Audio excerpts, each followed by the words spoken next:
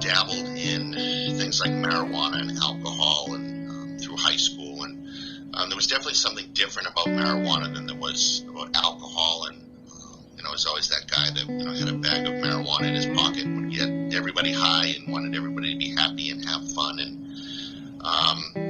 again, this is hindsight is always 20/20, but you look back and there were some very distinct differences into how I responded to marijuana and other drugs and other people. I had a very long history of addiction and behavioral health issues in my family. As in many families, this was always a taboo topic. Nobody wanted to talk about it. If it came up, it was kind of shunted in another direction. And, comments were always made like, oh, your grandfather used to be an alcoholic, but once your grandmother decided to throw him out, he smartened up and he stopped drinking. When I got to pharmacy school, during my freshman year, so I was 19, it was finals week. And as happens in many colleges, people were passing around drugs like Adderall and Ritalin to help them study. And I had never tried anything like that. And always being that curious fellow, I said, well, what are you guys doing? And they told me, if you take this, you'll be able to study better and you'll do better on the exam. So I said, I'm game, let me give it a try. And I remember taking that first Ritalin tablet. And as many addicts will tell you, almost every addict, the feeling that you first felt when you took a drug of choice is something that's not describable in words. There are no words I can give you that'll do it justice. The only thing that's ever come close that I've heard somebody say is that it was like looking into the face of God. It was a feeling I never felt before, didn't think it was possible to experience that feeling, and immediately I knew I just wanted to feel that way as often as possible. Things progressed from there. Started snorting it after I heard people did that, and it gives you a better high. Opiates came very soon after that. And I found that to be an even better experience, a combination of opiates and stimulants or speed-type drugs. And then drugs like Ativan or Klonopin or Xanax, those would come along when I would be doing drugs all day, and then I couldn't go to sleep, so I'd have to take a whopping dose of those types of medications to put myself to bed, basically. And it started out all very, if there is such a thing as social drug use. Parties, studying for exams, hanging out with buddies, and then it progressed to a degree that became noticeable, to the point where I would go on what we refer to in the addict world as a run, basically a binge, and I would use and use and use, basically for days at a time until my body couldn't handle it anymore. My body would literally collapse, and I would stay in bed for days at a time, sometimes up to 2 weeks, just to get my body re-regulated. And my friends noticed this. I lived at home most of my college career and commuted into Boston, so my family witnessed this. Again, it's totally my responsibility to deal with it, but it's another very common theme in addiction, that you have a lot of folks around you that are observing this, and they're almost afraid to dig into it because they don't want to find out how bad it really is, and then they'll have to deal with it. So even at one point, one of my best friends to this day that I went to school with had come over, I was probably 20 at that point, to talk to my parents' places. I think Jake has a drug problem. And my dad said, well, that's crazy. I don't want to hear that again. There's no way he has a drug problem. He struggles with depression and anxiety like a lot of people in our family do. And he works hard and he's commuting to school, so he's just tired. Don't say that again. That's crazy. And I didn't know that until actually a couple of years ago when my friend discloses to me. And again, not my dad's responsibility, but I mention it because it's a very common theme.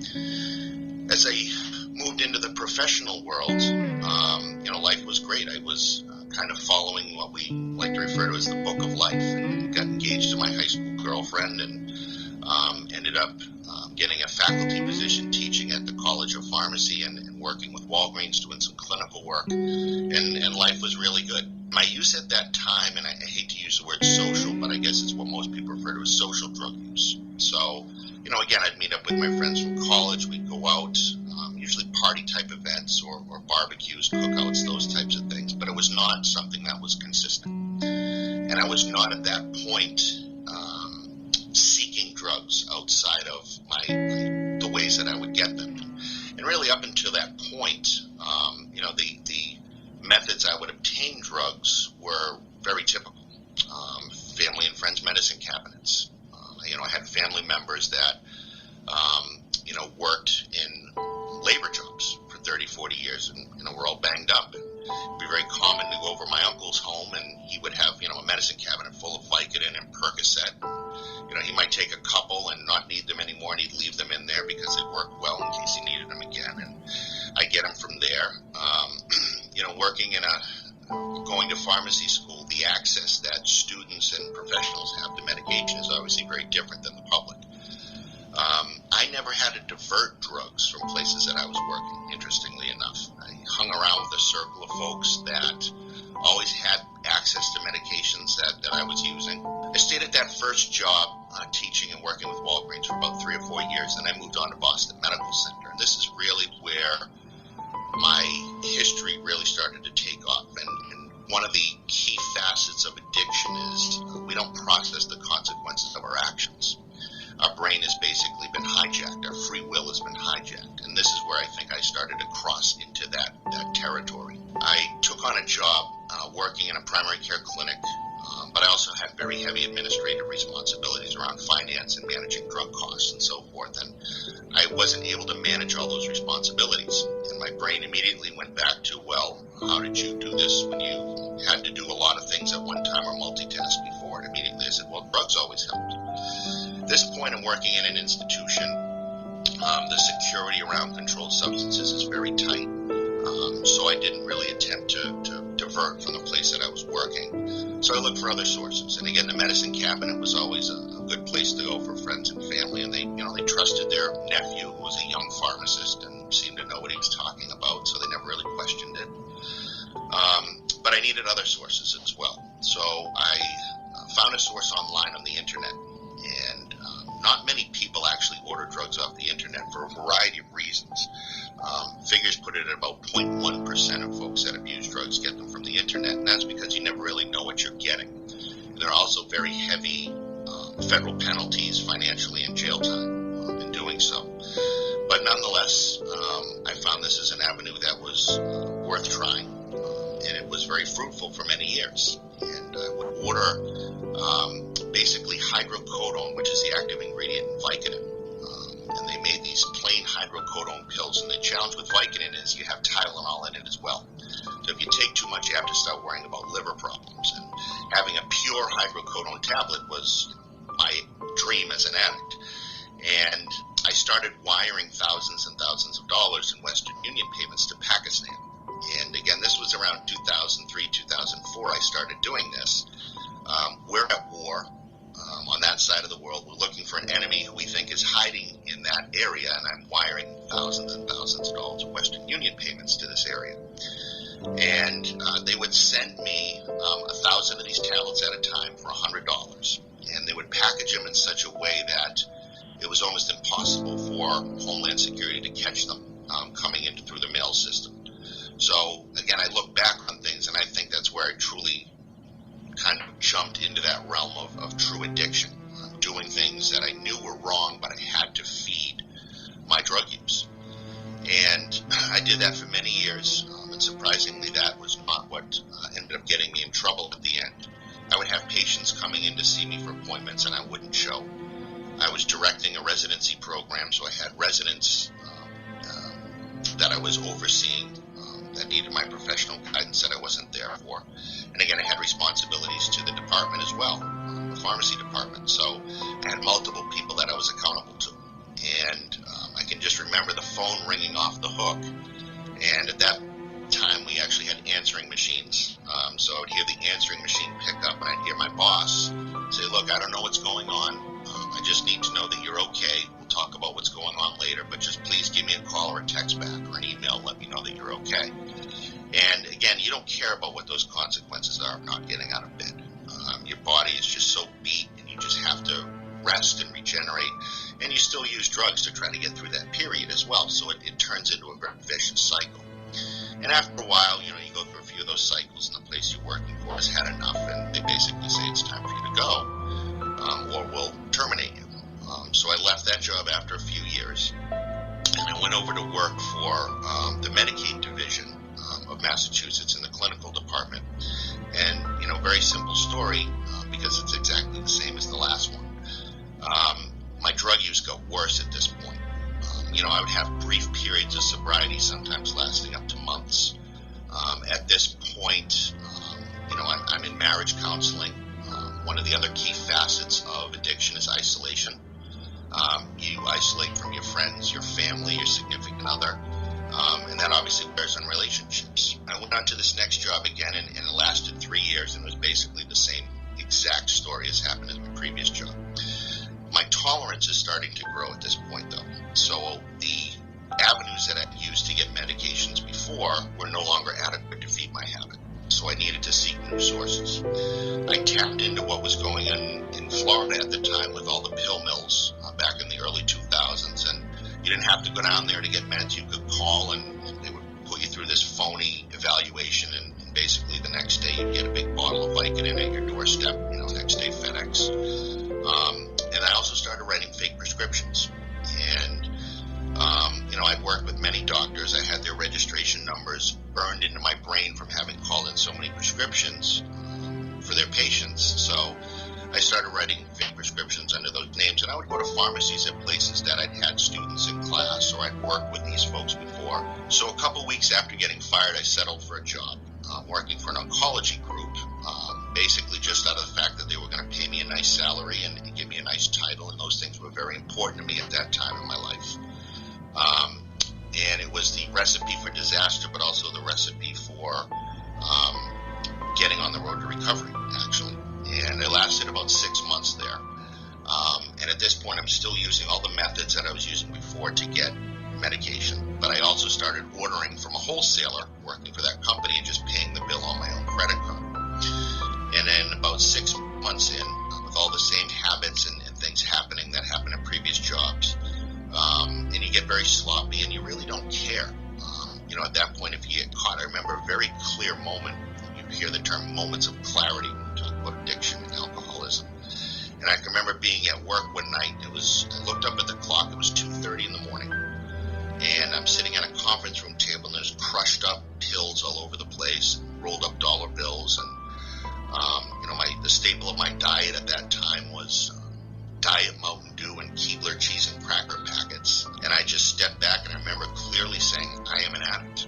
And for the past 15 years, I had deceived myself into thinking it was impossible for me to become an addict because I'm a pharmacist. And who knows more about these medications than I do? And I can taper myself off, or I can stop anytime I want. It's just not convenient. And the best way I describe it is that you're in a cage, suspended over a bottomless pit in the dark with no key in sight. And that's not a good feeling. And as many addicts will tell you, it's fun at the beginning, but then you become enslaved to it, and it's no longer any fun. And you're just using to maintain a baseline, to not get dope sick, as many people say. So another pharmacist ended up catching on to what I was doing, and it opened the whole can of worms to all the other things I had been doing over the years. And my path of recovery began at that point. So I surrendered my pharmacy license. The DEA began a very exhaustive investigation, if you will, and basically pulled every skeleton out of my closet that I had in there over the past 15 years of my drug use, and ended up with 513 felony counts, all related to all the things that I had done. Again, at this point, I have no pharmacy license. I have a young child at home, literally a newborn, and I have no opportunities for jobs in finance because my pharmacy license is gone.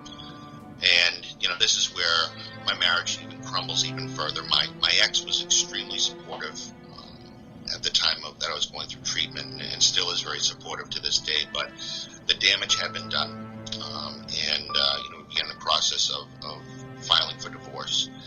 I was in a bankruptcy lawyer's office not too long after that because, again, I had no income coming in.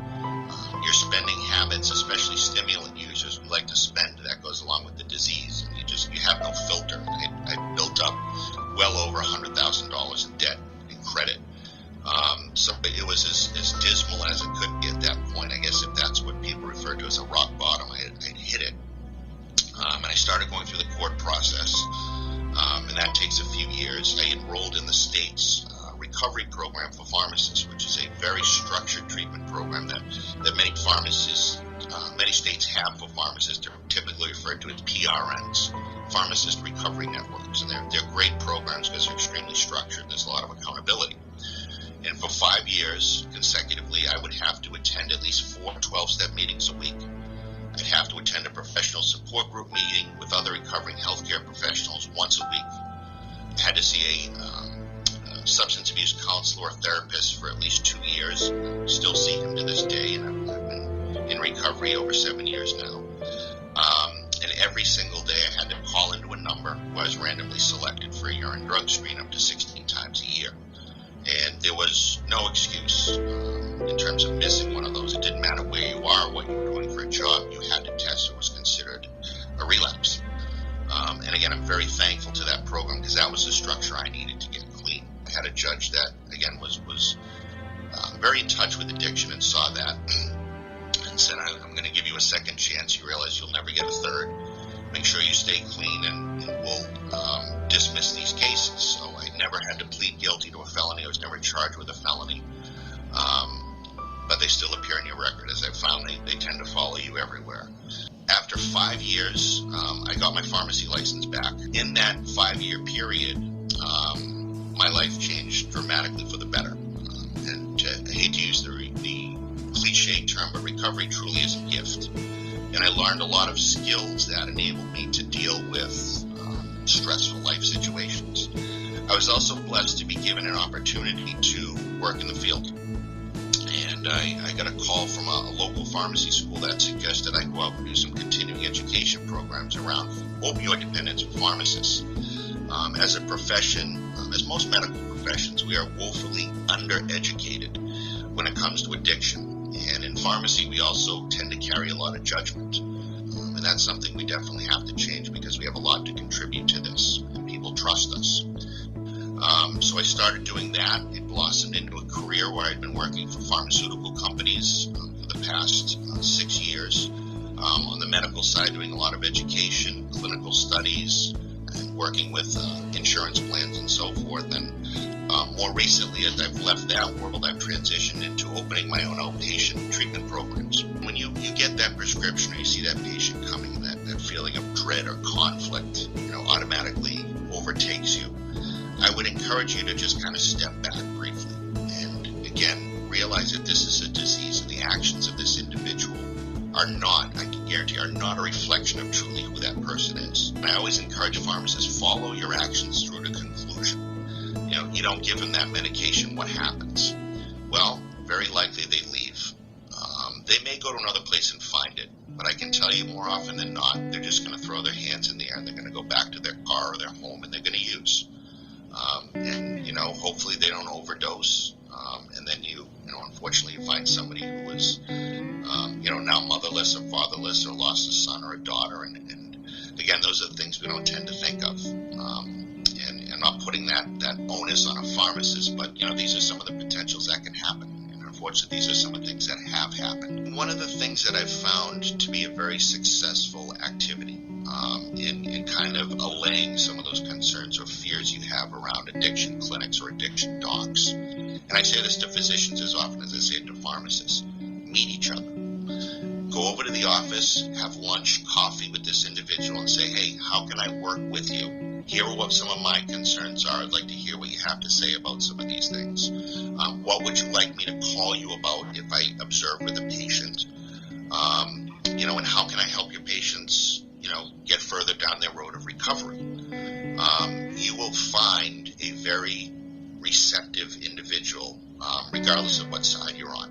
Now, I've worked in many aspects of medicine over the past 20 years, and I can say without question, addiction medicine has probably the most empathetic, caring, selfless individuals of any field of medicine that I've ever been in. I'll be very blunt and transparent. We have a lot of people that are also in this for the wrong reasons, and I recognize that, and that's too bad. But as pharmacists, we can very quickly sniff out who is in this for the right reasons and who is in it for the wrong reasons. But collaborate with those that are in it for the right reasons. Don't be afraid to talk to these patients. The patients, when they come in, are automatically expecting confrontation from you just because of the nature of what they're dealing with. And again, the issues that go with their disease. I can tell you'll probably have a patient faint if you pull them aside and ask them, how are you doing? Is there anything I can help you with? Is this medication working? I don't have never dealt with this. I'm trying to understand this. Tell me what this medication does for you. How does it help you? Have you ever gone to 12-step meetings? Do those actually work? What other things do you engage in? I'm telling you, an addict that's in that stage will love to have that conversation because you're breaking down a wall. And I can assure you a lot of those behaviors that they may have exhibited previously before having that conversation will melt away. They just want to see that you're there to help them as any other healthcare professional. You're not there to judge them.